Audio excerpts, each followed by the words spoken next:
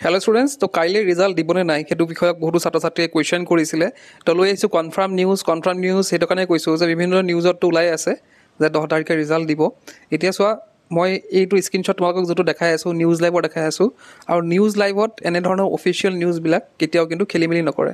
বেলেগ নিউজত কেতিয়াবা বাই চান্স খেলি মেলি হৈ যাব পাৰে, কিন্তু নিউজ লাইভত কেতিয়াও খেলি মেলি নহয়।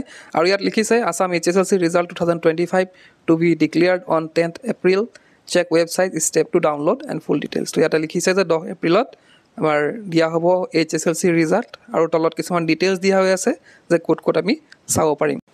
ইয়াৰ পিছত লিখিছে Assam HSLC result 2025 will be declared on 10 April. Over 8 lakh students appeared. Check result sebaonline.org using roll number, mark sheet is provisional. Originals will be given later. তো এটা লিখিছে যে আমাৰ HSLC ৰিজাল্ট অহাকাইলৈ ডিক্লেয়াৰ হ'ব, য'ত 4 লাখ ল'ৰা ছোৱালীয়ে এক্সাম দিছিলে। আৰু তোমালোকে ৰিজাল্টটো sebaonline.org গৈ পেলাই চাব পৰা নিজৰ ৰোল নাম্বাৰটো দি পেলাই, আৰু তাতে মাৰ্কশ্বিটো পাই যাবা প্ৰভিজনেল।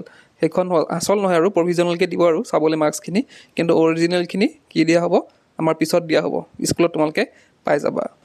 তো এইখিনি আছিলে কনফাৰ্ম নিউজ যে কাইলৈ ৰিজাল্ট দিব। এতিয়া কাৰ কাৰ ভয় লাগিছে কমেণ্ট বক্সত জনাবা। তো আজিৰ ভিতৰত আহি কৰিলোঁ কিপ ৱাচিং কেলেণ্ডাৰ।